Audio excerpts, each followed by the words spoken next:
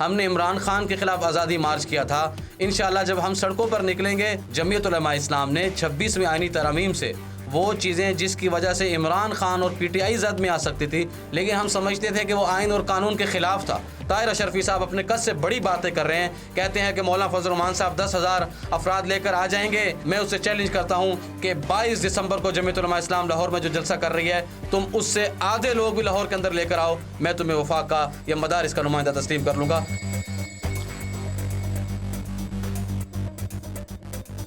السلام علیکم ناظرین، اونکس نیوز کے ساتھ میں ہوں آپ کی ہوسٹ ام حبیبہ.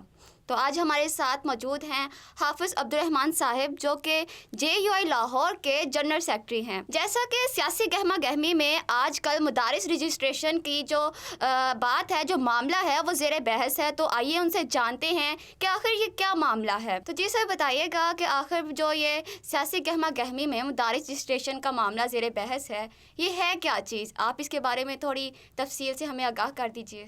بسم اللہ الرحمن الرحیم. آپ کا بہت شکریہ، آپ نے ہمیں وقت دیا اور اپنا موقف آگاہ کرنے کا وقت عنایت فرمایا.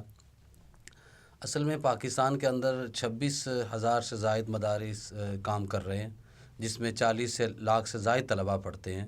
ان مدارس کا ایک نیٹ ورک ہے، ایک سسٹم ہے. ان سسٹم کے حوالے سے جب PDM گورنمنٹ آئی 16 ماہ کی گورنمنٹ میں، جس میں ایک بل بنایا گیا، ڈرافٹ تیار کیا گیا، جس کی تیاری کے اندر میاں شہباز شریف صاحب، آصف علی زرداری صاحب، مولانا فضل الرحمان صاحب اور دیگر سینئر سیاستدان اس کے اندر شریک تھے. تو وہ بل جب پارلیمنٹ کے اندر پیش کیا گیا، اس کو پیش کرنے کے بعد اس کی پہلی خواندگی مکمل ہو گئی. پہلی خواندگی کے بعد ہمیں کہا گیا کہ آپ اس بل کے اندر کچھ تبدیلی کریں، اس کے اندر کچھ شکیں ہیں، اس کو تبدیلی کیا جائے، ہمارے اوپر دباؤ ہے. تو مولانا فضل الرحمان صاحب نے اس وقت کہا کہ آپ اس بل کو روک دیں، ہمیں اگر بل اس کو پاس کروانا ہے تو بالکل اسی طرح پاس کروانا جس طرح ہم نے تیار کیا ہے. تو وہ بل روک دیا گیا. اب جس وقت 26ویں آئینی ترمیم کا موقع آیا تو حکومت نے ہمارے ساتھ 1-1.5 مہینہ مذاکرات کیے، اور اس مذاکرات کے بعد ہم اس چیز کے اوپر 26ویں آئینی ترمیم کو بھی ہم نے اثر نو تشکیل دیا. 55 جو اس کی شکیں تھی وہ 22 پر آ گئی. لیکن سر جب 26ویں آئینی ترمیم کا معاملہ آیا تھا تو تب قوم آپ کی طرف دیکھ رہی تھی، ہر ایک کی نگاہ آپ کی طرف تھی، لیکن آپ نے اتحادی حکومت کا ساتھ دیا اور آپ نے ان کے حق میں ووٹ دے دیا. لیکن اب آپ قوم کی طرف دیکھ رہے ہیں اور ان سے رسپانس چاہتے ہیں، کیا اب وہ آپ کو ویسا رسپانس دیں گی؟ جی بالکل، پبلک اس سے بڑھ کر رسپانس دیں گے، اس لیے کہ حکومت جو 26ویں آئینی ترمیم کا مسودہ ہمارے پاس لے کر آئے، جب ہم نے اس مسودے کو دیکھا جو راتوں رات ہمارے تک پہنچایا گیا. پہلے تو وہ مسودہ ہمیں دیا نہیں جا رہا تھا، تو جب قائد جمعیت کے گھر وہ مسودہ پہنچا، ہم نے اس کا مطالعہ کیا تو اس کے اندر 55 شکیں تھیں. اگر وہ بل جو 26ویں آئینی ترمیم تھی اس کو پاس کر لیا جاتا تو نہ آئین کی شکل باقی رہتی، نہ عوام کے حقوق باقی رہتے، نہ پارلیمنٹ اس کے اندر مؤثر رہتی. تو ایک قسم کا ہمارے ملک کے اندر ماشاء اللہ بلکہ اس سے بھی برا ایک قانون پاس کرنے جا رہے تھے. جمعیت علماء نے اس وقت بھی قوم کی بات کی، قوم کی نمائندگی کی، اور آج بھی جمعیت علماء اسلام قوم کی نمائندگی کرتے ہوئے میدان عمل میں کھڑی ہے. میں آپ کو یقین دلانا چاہتا ہوں، قائد جمعیت جب اعلان کریں گے آپ دیکھیں گے کہ پاکستان کا بچہ اس وقت جس مسیحا کی تلاش میں ہے کہ کوئی کال کرے اور ہم اس حکومت کو ایک دھچکے میں اڑا کر رکھ دیں، جنہوں نے پبلک کی 77 سال سے ان کی زندگیوں کے ساتھ مذاق بنایا ہے، آئین کا کھلواڑ بنا کے رکھ دیا ہے، بے روزگاری بڑھا دی ہے، مہنگائی بڑھا دی ہے، عام آدمی زندگی اس کی مشکل اور نجیرن بنا دی ہے. اس وقت انشاءاللہ العزیز جس طرح ہم نے عمران خان کے خلاف آزادی مارچ کیا تھا، انشاءاللہ جب ہم سڑکوں پر نکلیں گے تو PTI کے وہ ورکر جن کی قیادت ان کو وہ قیادت فراہم نہیں کر پا رہی جس طرح ان کو قیادت کرنی چاہیے، PTI کا ورکر بھی، پاکستان کا عام شہری بھی، مذہبی طبقے کا ہر شخص وہ مولانا فضل الرحمان صاحب کی قیادت میں میدان عمل میں نکلے گا. یہاں پہ آپ نے بات کی کہ آپ حکومت کو اڑا کے رکھ دیں گے، لیکن پہلے تو آپ نے اس کے حق میں ووٹ دے دیا، لیکن اب آپ کہہ رہے ہیں کہ آپ ان کو اڑا کے رکھ دیں گے. تھوڑا سا اس کے بارے میں بھی آپ بتا دیجیے گا. دیکھیں بات یہ ہے کہ ہم نے حکومت کو ووٹ نہیں دیا. یہ جو پاکستان کی پارلیمنٹ ہوتی ہے، آئینی ترامیم ہوتی ہیں، یہ پبلک پراپرٹیز ہوتی ہیں.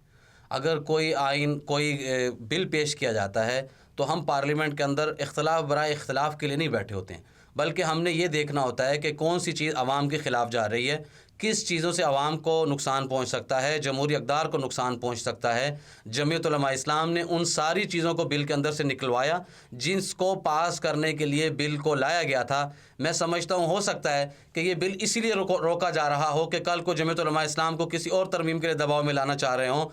لیکن سر اگر حکومت آپ کے جو یہ مطالبات ہیں وہ نہیں مانتی تو کیا JUI احتجاج کی کال دے گی؟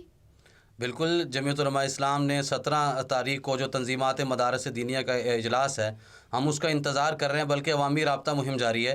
22 دسمبر 2024 کو اتوار بروز اتوار لاہور میں جمعیت علماء اسلام نے بڑے جلسے کا اعلان کیا ہے۔